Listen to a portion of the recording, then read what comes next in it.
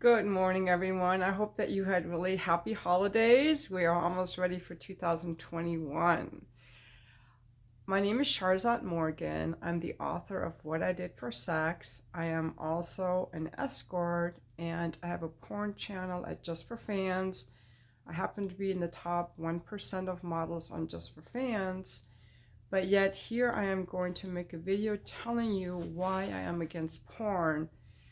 And the porn I make is not like the porn that I am against, but I'm not, you can't find my porn channel because it's under a different name. My sex work is under a different name. This channel is promoting my coaching business, so I'm not looking for clients from my sex work business here, okay?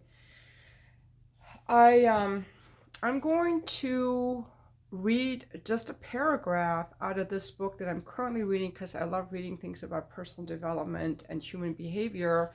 I'm reading a book right now called Why Does He Do That? This is a book about abusive men.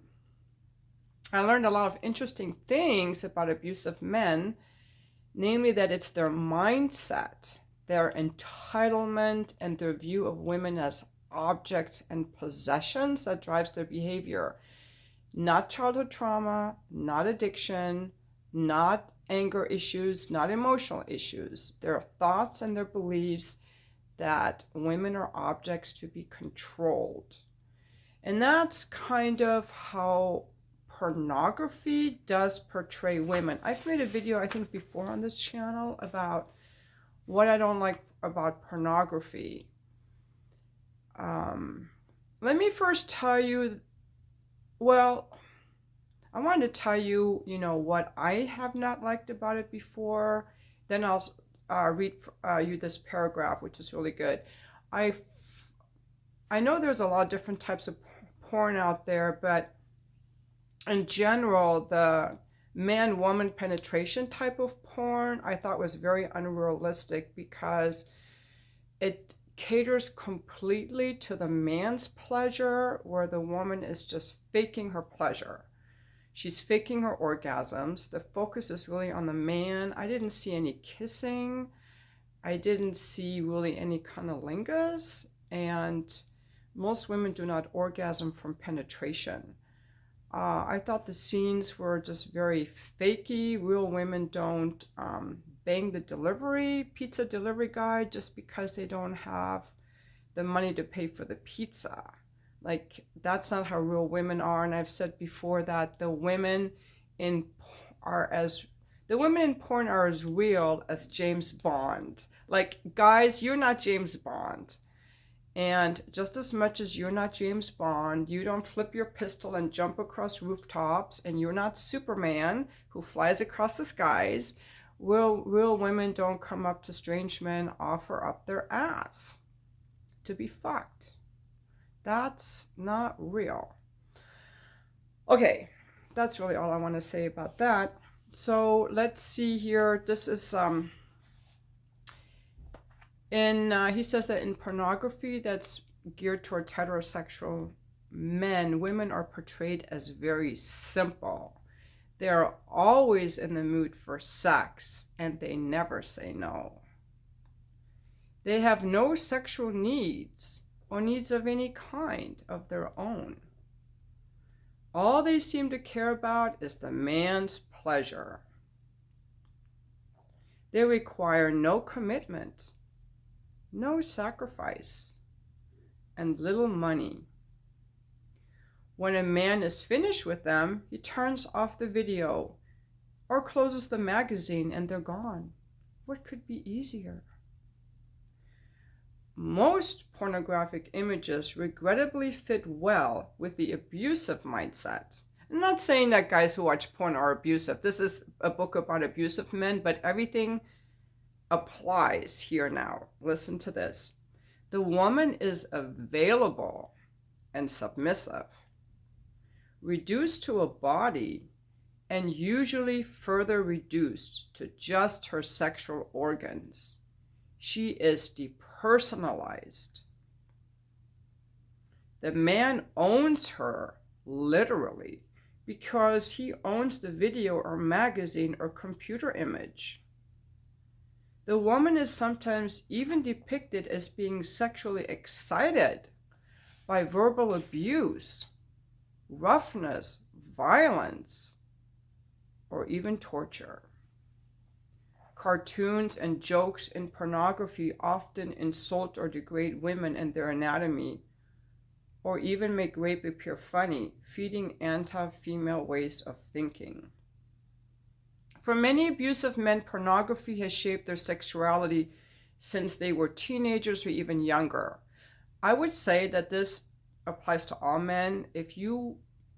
And this even applied to me because I started watching porn occasionally when I was in high school. Back then you had to go to the adult bookstore and rent videos because I was very curious about sex.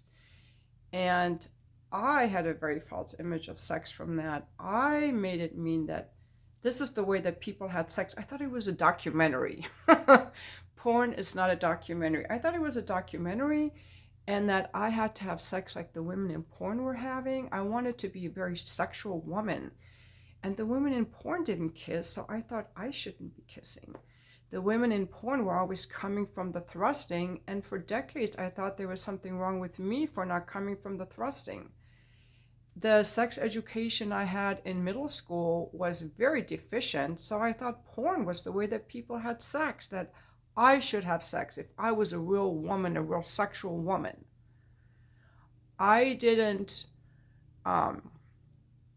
I think the biggest mistakes I had from watching porn were thinking there was something wrong with me for not coming from penetration, and that the man was the authority in the bedroom, and that I didn't key in really to what my needs, really owning or wanting my needs or listening to my body sufficiently, because I thought I should like what the guy was doing. So it's really important. I think there should be a disclaimer on all porn like there is on cigarettes. This is fiction.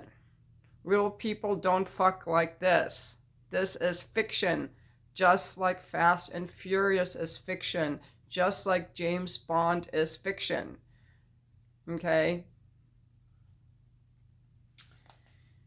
When men, it says, it helps to, when they watch porn from a young age, it helped to form their views of women who are like, what women are like and what they ought to be. When a graduate of this type of pornographic school of sexuality discovers, for example, that his partner does not find a slap in the face arousing, he thinks that's evidence of something wrong with her sexually, not him. Let's take out the slap in the face. Let's say anal sex, okay? I've heard women say that their husbands expect them to have anal sex even they don't want to.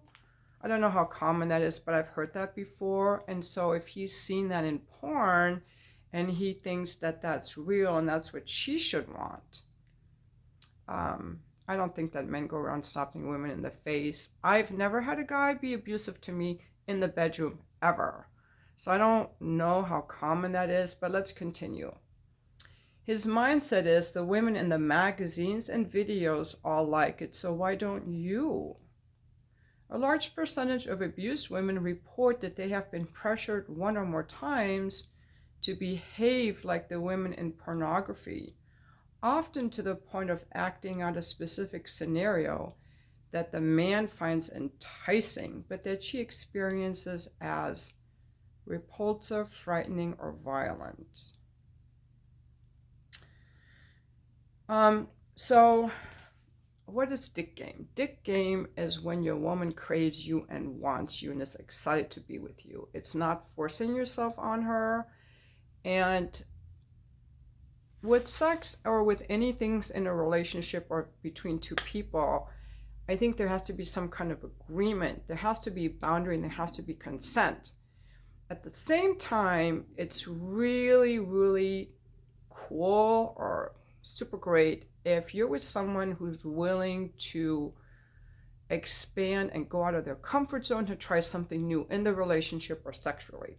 So if someone says, I'm a no to this, I don't want to do this, you honor that in the moment, and then when you're not in the bedroom, you can have a discussion with that person about, okay, would you be willing to try this? And what are some baby steps that we can take to get there? What are some courses we can take? Would you like to explore this? It has to be consensual. The problem with porn that I see is that it's really focused on men's dicks. And it also leads men to think that they need to have bigger dicks. Men often they'll be insecure about their penises, and I don't blame them, because the penises are always out there and to look at, and they compare themselves to the big penises in porn. I think they use big penises in porn because it seems to be like a symbol of virility, or men love dick competition.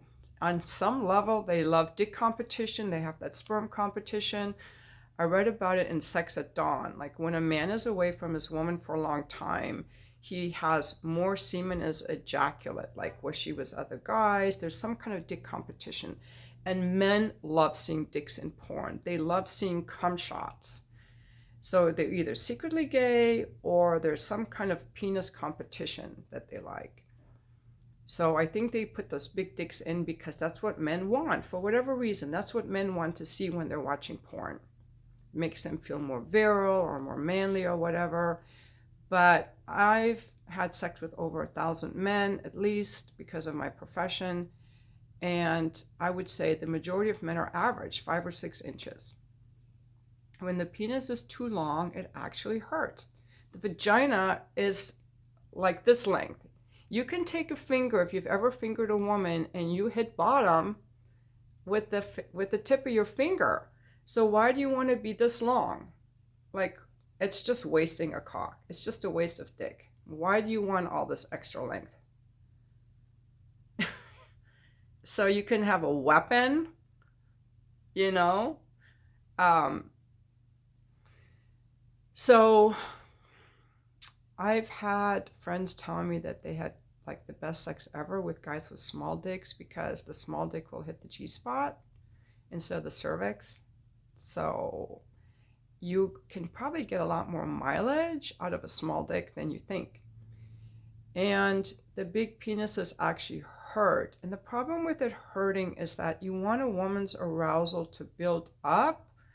You want her arousal to build up. And so the pleasure, the trust, the relaxation builds up the woman's arousal. But when there's pain, whether you're slapping her in the face or just like a penis too long hitting the cervix, now there's pain, and it results in the arousal going down. It results in like a pain reflex, a shutting down, and a contraction. And what you just spent a few minutes building up, it's going to take you like a really, really long time to get back to there, to get her to relax and open her body again, because it's just a natural reaction to be like, ooh, that hurt, even though you didn't mean to hurt her. So guys with long penises usually are pretty good at warm up, but it's a lot of work to warm your woman up every time you want to fuck her. So there's a disadvantage to long penises. Also, maybe longer penises film well. The other thing I want to say about porn is that when I first started my porn page, is probably 1.5 years ago, I started OnlyFans. Now I'm at Just for Fans. I really want to make porn that was more realistic and more sensual. And the problem was it doesn't film well. Kissing doesn't film well. Cunnilingus doesn't film well.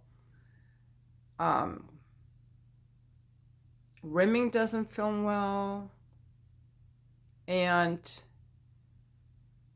also filming it is not really arousing, just so you know. There's a lot of effort that goes into positioning I just use my cell phone, but other people have like multiple cameras and lighting to reposition all that.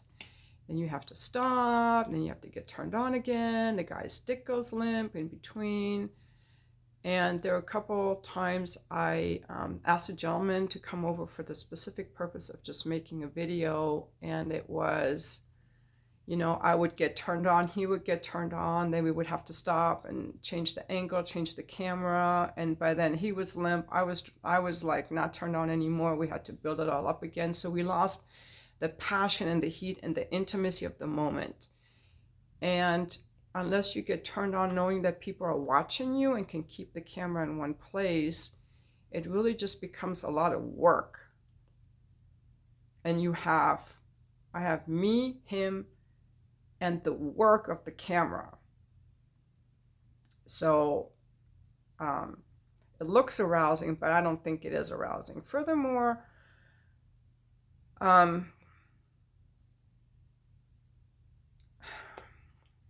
yeah, that's really all I want to say about the porn. I'm still kind of trying to find my own rhythm with how I want to do my porn page. I mean, I know a lot of guys like to see me with other men. A lot of my clients don't want to film with me. And I guess I could just make it, so I do a lot of stuff just solo and to experiment. Fortunately for me, I haven't had anybody download my stuff and put it on a porn site. I just Googled my name today, and I'm not on any porn sites, except there's one where a guy has a picture of me from 7 years ago, and he's ejaculating on my picture. It's on a bunch of porn sites. I don't care. I'm not going to fight all that stuff. Any publicity is good publicity, I guess. But I want to say one more thing about porn. So that's how porn is unrealistic. Now, what happens to men when they're just watching the porn? They become spectators, focused on their own pleasure, and they do not have the ability to interact with a real woman. I just deleted my Instagram account this morning because I do not like the new privacy policy where their phone is constantly, they have access to my text messages, my contacts. They can use the camera at any time. I'm not okay with that. So I deleted my Instagram account, and that Instagram account was just my personal account for my family. It wasn't even using my name because I don't want men to find me. But the point of that is that delete your porn account, because it's so much better. Well, you can watch my porn account because mine is not unrealistic, and I interact with my subscribers, so it's not depersonalized. It's more personal. But don't watch those impersonal type of videos. Try to interact more with women in real life, because if you really want to turn on a woman, you have to be able to feel her body, feel her emotions, because it's an interaction between two people. Think of sex as I guess playing tennis, maybe, even though I don't play tennis. Something that two people do together that's interactive. Whereas if you're watching porn, it's more like playing by yourself. It makes the person really selfish. It makes them unable to connect with another person. And also, another big problem is that men who watch a lot of porn have a really hard time coming. It's not because the woman isn't hot enough. They can't even come when they're masturbating. They will tell you, I have a hard time coming, because they're desensitized. They're desensitized because they're masturbating when they're bored. So I tell guys, only masturbate when you're actually horny. You're like, I'm horny and I need a release, so I'm going to masturbate. Not, I'm really bored, I want to watch some porn, I know that passes the time. And now you're just overstimulating your penis more than it's meant to be used for, and you're becoming desensitized. So it takes you longer and longer to come. It makes it so that when you are with the real woman, you're not really hard. You can't get hard because you haven't given your penis the refractory periods it needs, and maybe also you need that certain stimulation, that high going back and forth between a lot of images to get hard and to be entertained and to be a spectator. Whereas really good sex is very interactive. Like, I want to know what turns you on. You want to know what turns me on. And I notice a difference with some of my clients between the guys that are really get turned on, turning me on, and who are able to just focus on me for a little while, versus the guys that constantly need to focus on them, that constantly need to be stroking their dicks, that constantly need that attention on them. And so I think when people watch a lot of porn, they just don't really know how to attune to another person. You kind of lose your people skills, just like if you become a social media consumer. I personally really just want to get off the social media. I use it for my business. I guess right now I'm just on Twitter and LinkedIn. On LinkedIn, I don't even have my escort or my just for fan stuff on there because I'm really I had to learn the hard way that, because I grew up very sheltered, I was married for a really long time, that the more skin I show, the more men will objectify me. And I'm not going to blame men for that. It's something that I think women have to be aware of. The more skin we show, the more men will just see us as objects. That's just the reality of it. So after my divorce at first, I was all about this liberation stuff, and I was talking about sex. And, the more I tell you specific sexual things I do, and the more skin I show you, the more you're going to see me as a sex object and as a body part. That's just what men do because that's all they have to go on. So I don't want to be seen like that. I don't want to be the face of the sexual liberation anymore. I want my privacy in this regard.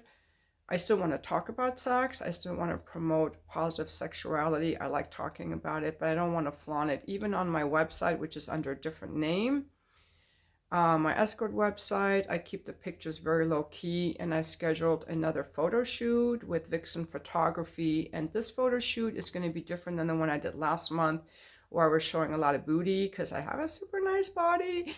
I'm going to do things where I'm completely dressed and covered and just kind of maybe showing some silhouettes and being sensual in a more classy way. I don't feel that need to flaunt it all anymore because I realize that it makes men see me as objects and body parts, and I don't want that kind of attention. And second, I think just some of this inner love work I've been doing, I don't feel anymore like I want that kind of attention from men, because I used to think that when a man was interested in me, when a man first meets you, it's all sexual. He's like, I want to fuck that woman. I like her body. And that interest, I didn't know that interest was just sexual. I personalized it. And I'm just waking up to all of this, realizing these things. And I'm 59. I'm a slow learner, okay? But learn from me. Is if you want a man to like you for you, you have to put the you out there that you want to be liked for. Your interests, your passions, your heart, your mind. Do not lead with your body. Do not lead with your body. No. And that's why online dating is such a bad proposition, because you kind of have to show your body in some way to get the guys interested. But the downside of that is now you just look like a thirsty, bitch. That's why, and you're just reduced to body parts or incomes or jobs or whatever. I really would like to see more situations where people can interact in real life. I'm going off on a tangent here. See, this lockdown has not been good. I really would like to see, and I haven't had the motivation to put this on, but I think that each city or county or state, they should put on regular events as a community service for either families or for single people, and encouraging people to mingle in real life. That is not a bar where you're drinking, but where people can congregate sober. They could have events for single people between 30 and 50 or in their 40s, or events for gay people or events for families. People need more ways of connecting. All this social media and all this porn watching is disconnecting us. I mean, what are we going to do one day? Just be in our homes fucking dolls? Having Zoom calls? Opening Christmas presents? Like, what the fuck? And pornography is just one more way that we're disconnecting from ourselves and from our humanity. And it's encouraging men to see women as sex objects who are always ready. And real women are not always ready. I will tell you that I have clients that come over here. They've watched my ad for a long time. They're excited to see me. younger guys, older guys, all ages, and they're super turned on. They're excited to see me, but they have the wherewithal to understand that I'm a woman. I need a little time to connect. I need a few minutes to, like, let's sit and talk for a few minutes. I want to get to know you a little bit.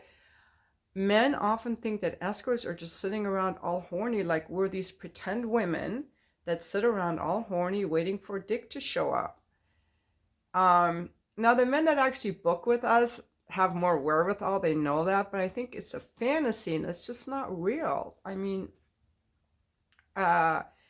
escorting is not like a drive-by business where you just pull in and pick up a pizza. We may have 0 appointments in a day. We may have 1 or 2. So we actually have real lives and we have to schedule you in.